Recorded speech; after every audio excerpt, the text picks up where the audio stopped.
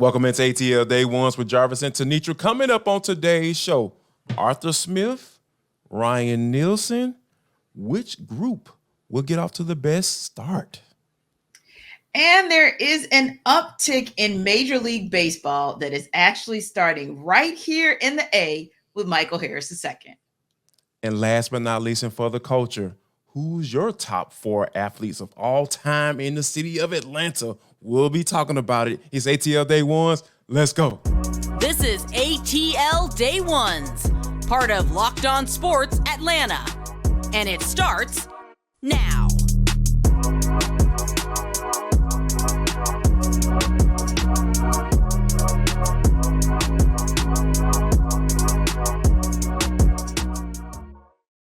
I want to start by saying thank you for making ATL Day Ones your first listen of the day. Remember, we are free and available wherever you download your podcast. And wherever you download your podcast, make sure that you leave us a 5-star review. We really appreciate that from you in advance. ATL Day Ones is part of the Locked On Podcast Network, your team every day. T, when you think about the Atlanta Falcons getting off to a good start on their practices and everything, they're getting ready to put the pads on here pretty soon. I know a lot of people are salivating at that idea of that, you know what I'm saying? Everybody trying to get that thing going. But I think one of the things that I really kind of want to hone in on is the fact that, Arthur Smith, they focus in on getting the young talent, at the top of the draft and pass catchers and all that stuff, and surrounding Desmond Ridder with as much talent as possible. Those guys on the young game, but as far as defensively, they went with the veteran route, right? They started bringing in guys like David Onyemata and Jesse Bates, and we had a conversation about Jesse yesterday and what he's going to be able to bring to the table. And Calais Campbell, they kind of bumped that average age up a little bit on the defensive side of the football. So I think now I'm trying to figure out, and I want to get your thoughts. Like, who do you think is going to get off to a better start? Because when you think about veterans, guys who've been there before, I will start to kind of lean towards that defense. What say you? I would agree. And it may be more because of the opponent than it is because of the product that the Falcons are putting on the field. Now, that said, I do believe that this veteran group of defensive players is going to show improve early, right?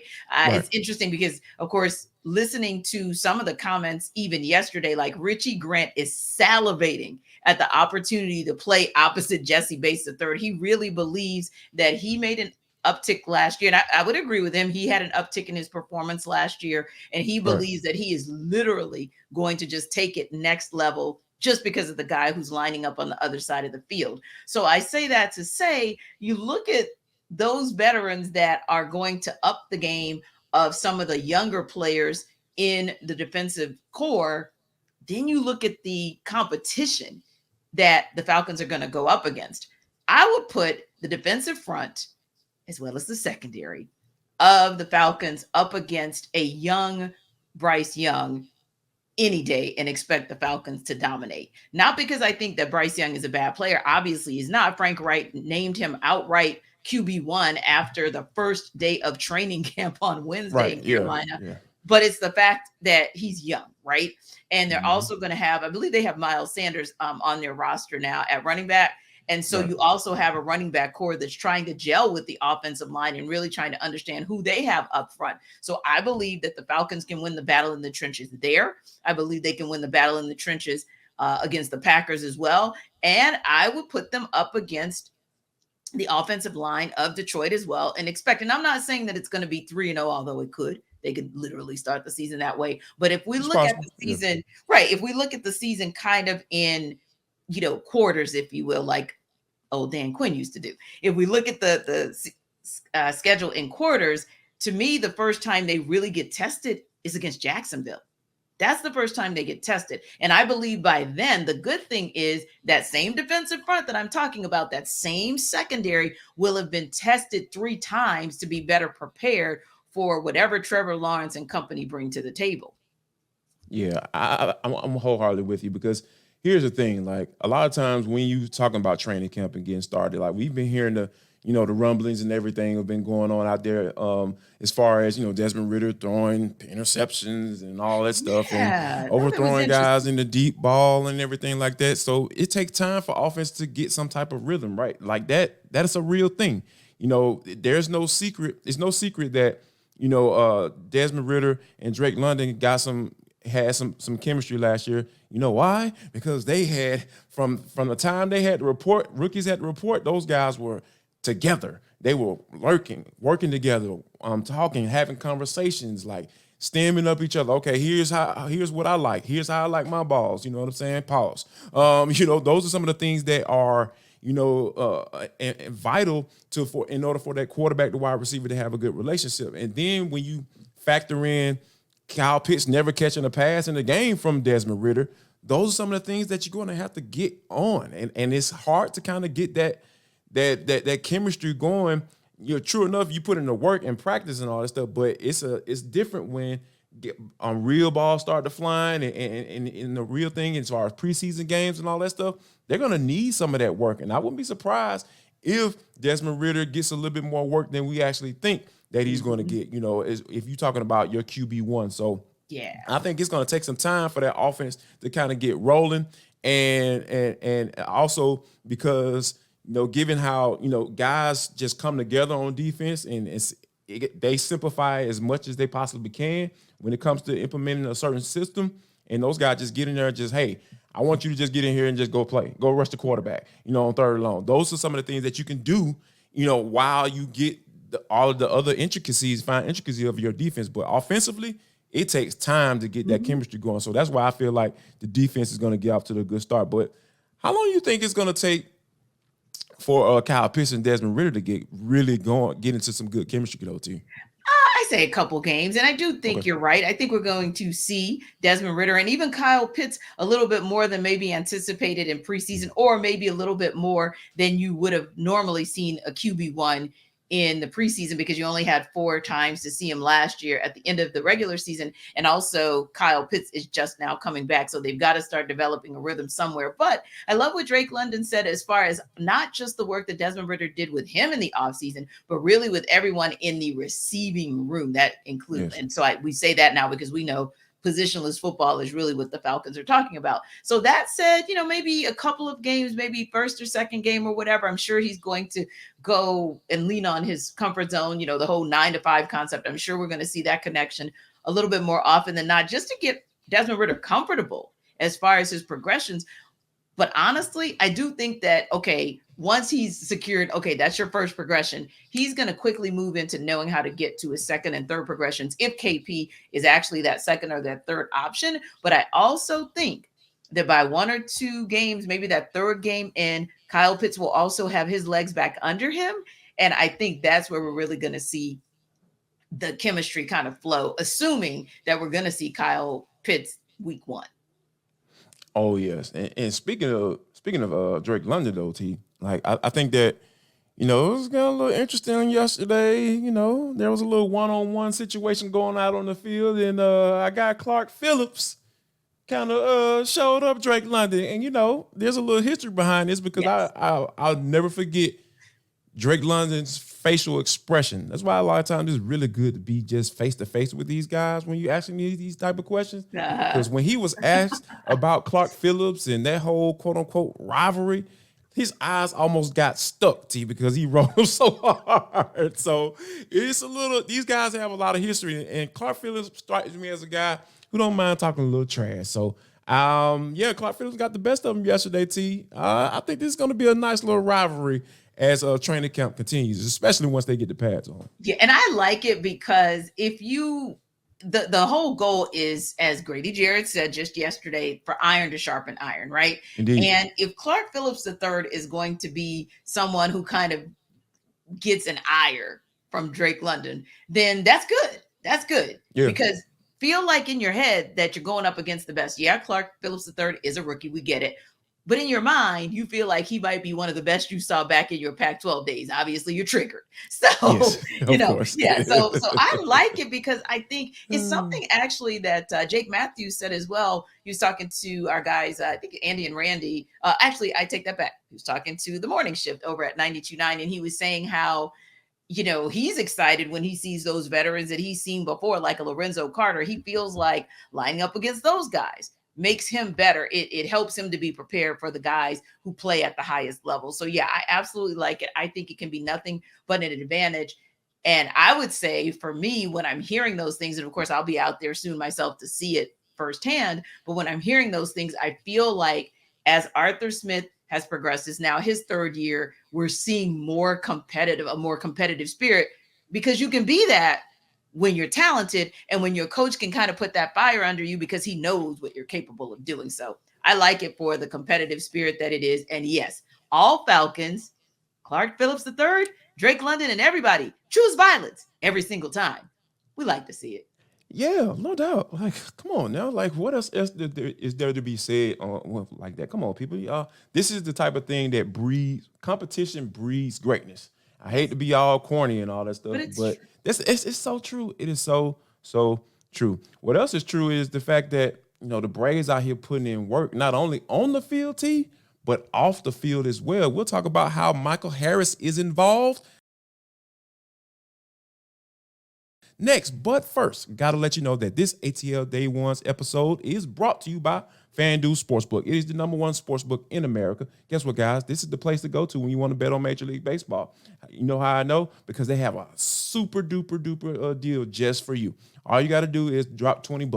$20. That's all you got to do. And they're going to give you up to $200 in bonus bets back, win or lose. So it doesn't matter if you win or lose. If you're up here betting with the wrong team and all that stuff, the Milwaukee Brewers to beat the Braves, nah, man, it ain't going down like that. We need you to go with the Braves and get this money. And FanDuel is safe, secure, super easy to use. You don't have to worry about anybody getting your information or anything like that. All you got to do is go to FanDuel.com/lockedon to check out and take advantage of the $200. That's bonus bets back if your first bet doesn't win. So make sure that you go to FanDuel.com/lockedon. FanDuel.com/lockedon. LOCKEDON. FanDuel, because it is the official sportsbook betting partner of Major League Baseball. So from time to time, we hear about different initiatives, right, that the leagues are putting forth. It may be because they want to expand or grow the league or the fan base for a particular sport, as we were seeing in the NFL and NBA. We just, of course, heard most recently about the Hawks playing the Magic in November in Mexico City. And of course, we know that the Falcons will be headed back abroad or across the pond to take on the Jacksonville Jaguars. But there are some other initiatives that oftentimes will touch on the growth of a sport, whether that is fan base or athlete here domestically. And that's what's happening in Major League Baseball.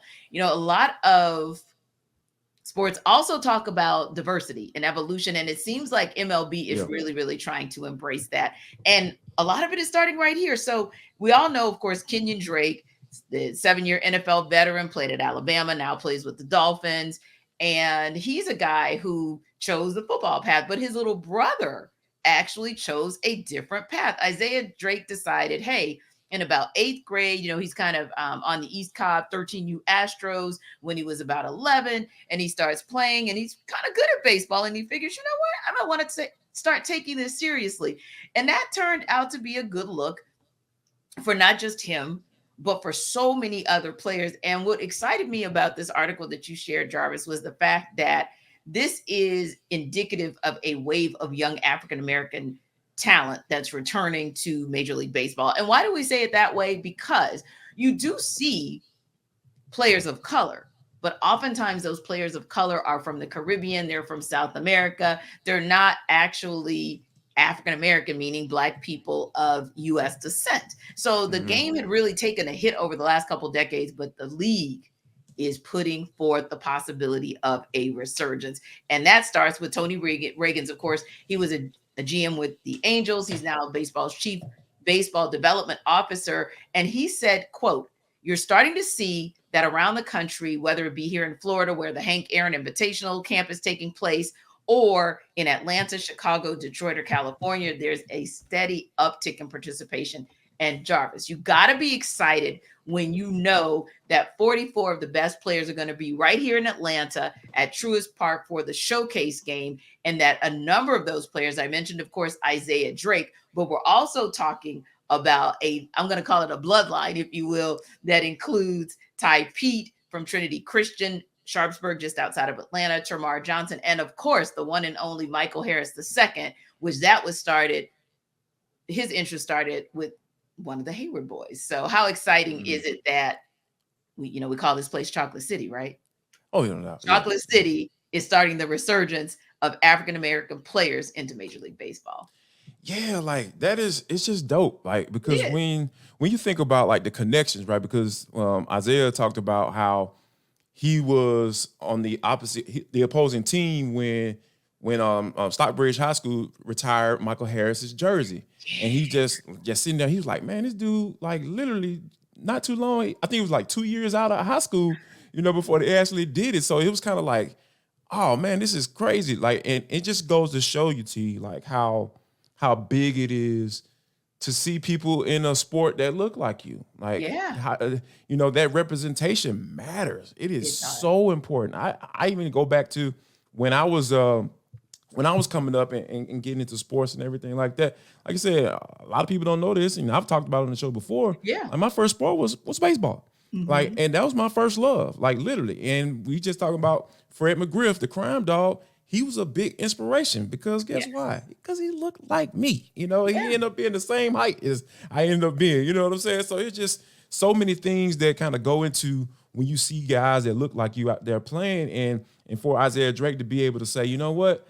I see a young brother out here doing his thing. He getting his jersey retired. Like, he about to get ready to go into the major leagues. And this is just a super, super dope initiative, because I know a lot of people, and talking to some of my guys who cover baseball, who are brothers, and they was a little sketchy at first. They was like, oh, okay, because you know how it is when you talk about diversity, equity, and inclusion, how that can kind of wane some, and then it'll just disappear, then it'll pop back up again. So for them to actually say, hey, here's what we're trying to do, and it helps that they are making some noise in the city of Atlanta, because we know Atlanta is just different all over in the United States. So for them to be able to go through that with their word, and you starting to see some real like uptick, like you seeing some guys like Termarr Johnson coming out of Benjamin E. Mays High School, the fourth overall pick in the overall pick in the Major League Baseball draft. So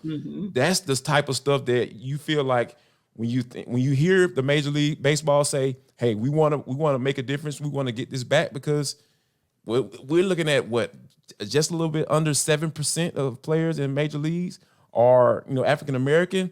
When back in those 90s, when I was talking about when I fell in love with the game, you looking at like 23-24%. Yeah. Like, that's a big drop, and I'm so glad that it's starting to trickle back up. It's on the up. It's back on the up and up.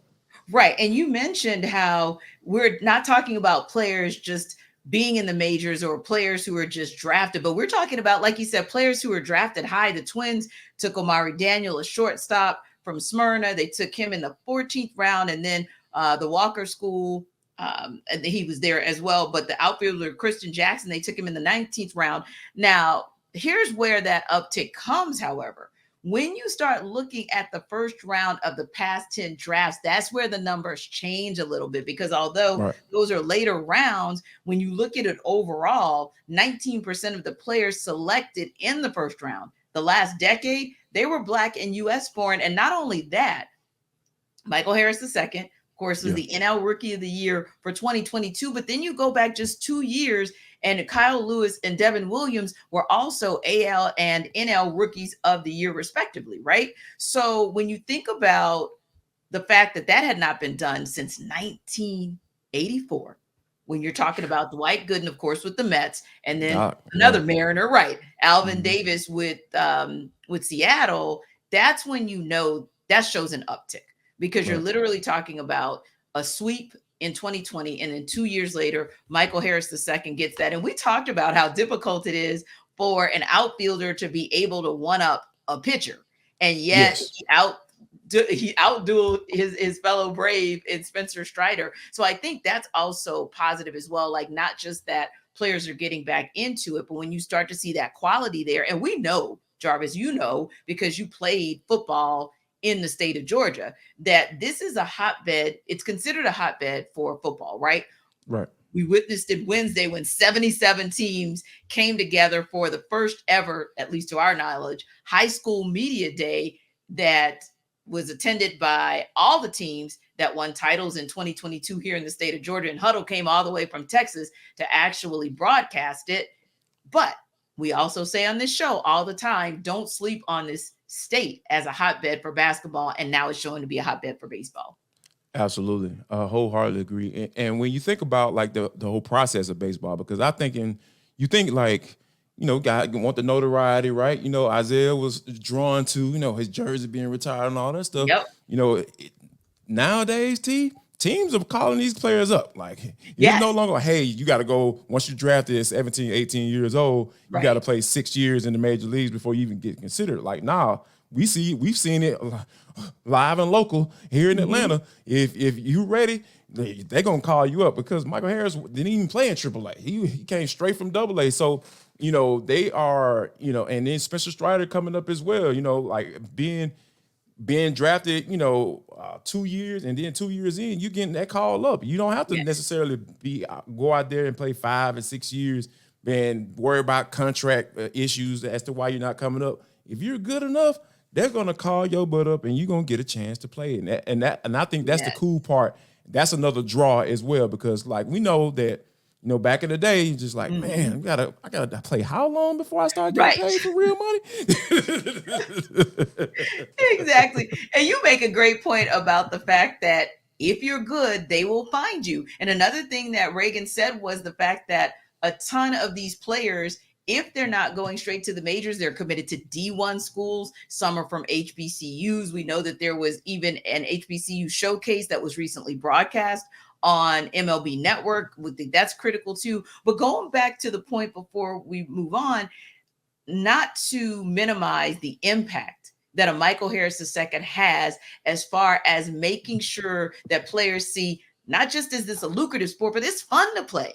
Michael Harris II is a joy to watch, just like the rest of the Braves. Like, I feel like the franchise and the club are taking on his identity and his personality, just like they are Ronald Acuna Jr. and Ozzie Albies. That's also the thing that you have to see that makes a niche sport fun. Just like we saw Steph Curry do every basketball move known to man when he got that hole in one, ran down, because he'd run down the court if he hit that kind of three, ran down the golf course and fell flat on the golf course, and literally the fairway, they went wild, right? Yeah. And so I think that when players also see all of those things come together, you got the skills. There are hundreds and hundreds of scouts who are coming out to see you. You also play the game with joy, and that's starting to be embraced. Yes, and you see that it's just as lucrative, if not more lucrative, than the other three major sports. NHL, they have guaranteed contracts as well. NBA, of course, has them guaranteed. And the NFL is starting to get more that are guaranteed. But you see baseball, they're all guaranteed. Like baseball contracts, you get the money. Every dollar. In the bag is the bag is the bag. So, love to see it. Love to see it. And, of course, we are hoping that we can tell you we love to see what the Braves did and kind of set themselves coming back home to play the Brewers this weekend. Kicking it off tonight is Yanni Chirinos, who of course was claimed off waivers just last Sunday. We know Bryce Elder's going to be on the bump tomorrow. Yet to be determined on Sunday, but Jarvis, I have a sneaking suspicion that might just mean that somebody who was down in AAA or somebody who had a final rehab assignment might just show up on Sunday. Whatever the case, everydayers, we will talk about it on Monday. But before that, you guys know what to do. Drop some notes in the chat about what you think about this reemergence and renaissance of Black players in the game of baseball. And of course, after you check us out on YouTube, if you're driving around in the city, you might as well download ATL Day Ones wherever you get your podcasts so that you can listen to the great things we got to say on this show.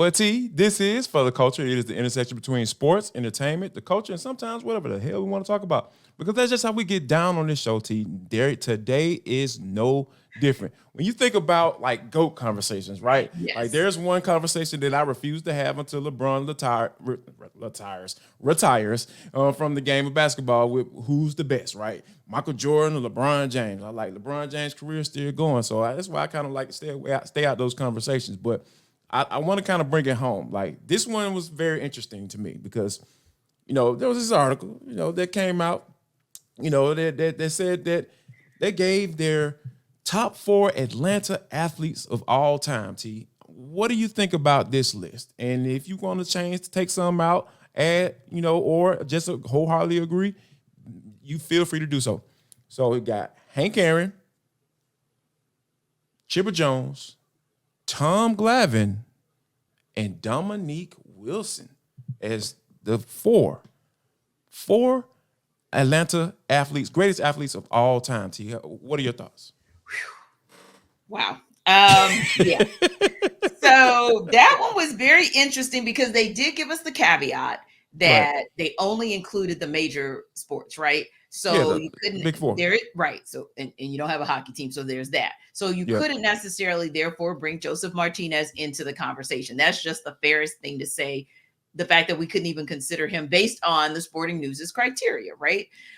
So if I only had to choose from the Falcons, the Hawks, and Major League Baseball or the Braves, I'm going to always put Dominique on that list. Absolutely. To me, that's the one that's not debatable. Hank Aaron is the one that's not debatable because they did talk about impact to the city in addition to what you did on the court or on the field. So those two are fine. Here's what I'm going to throw out.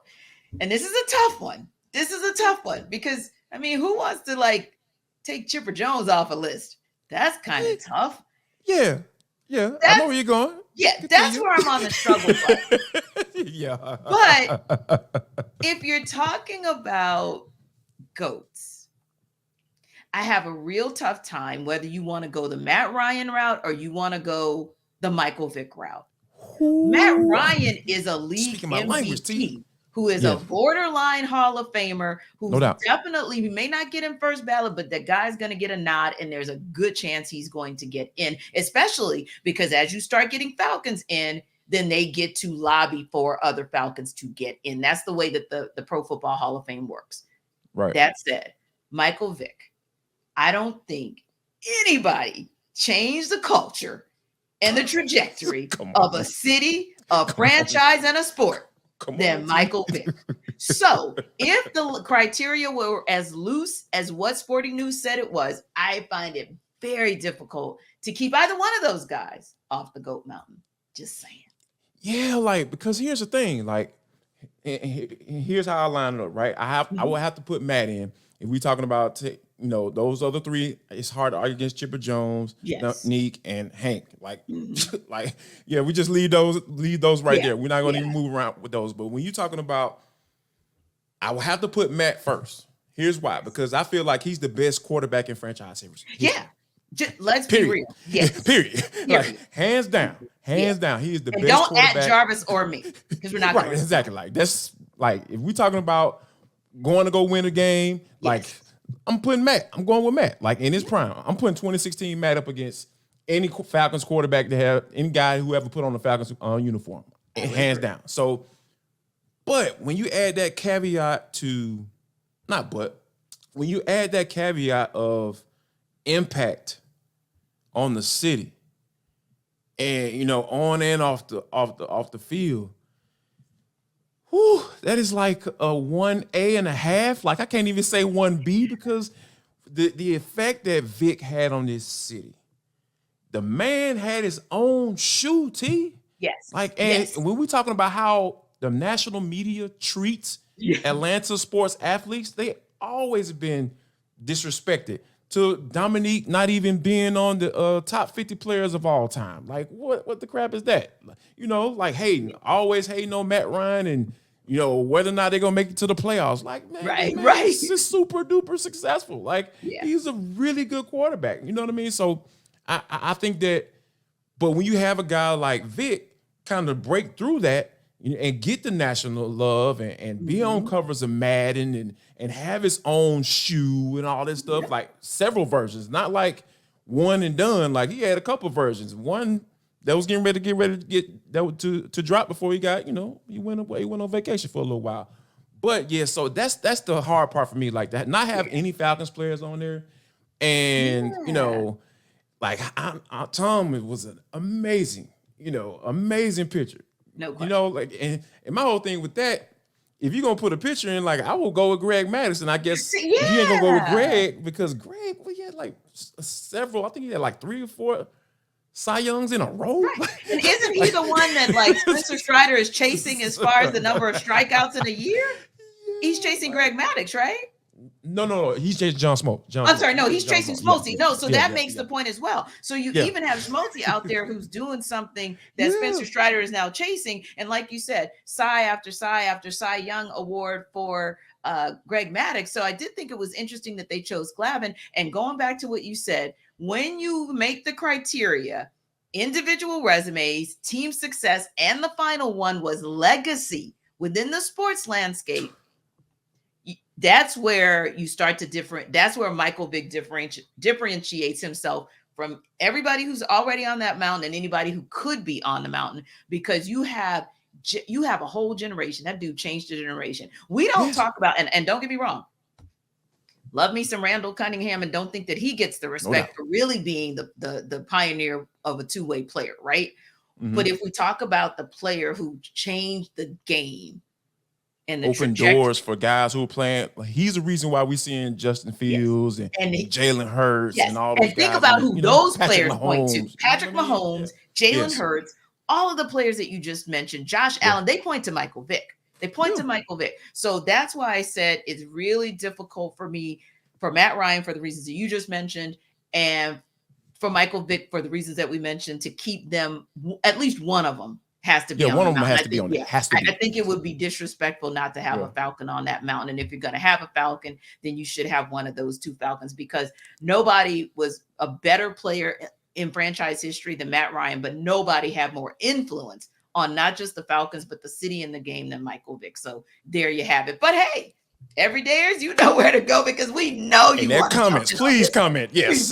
Drop your 4 right there in the comment box. Heck, you know what? Normally, Jarvis and I tell you to drop a comment in the chat box on YouTube. Heck, go on and tweet us about this. You can actually add us on this one, and we're interested to hear the whole picture of it. But yeah, it'll be interesting to see what they have to say, just like we're going to be interested to see if the Braves can get back on track. They did it last week against the Brewers, taking 2 out of 3 in Milwaukee. Let's see them do it again this week. And last but not least, before we get out of here, make sure you guys share love, show love, and most importantly, spread love. Especially to the good.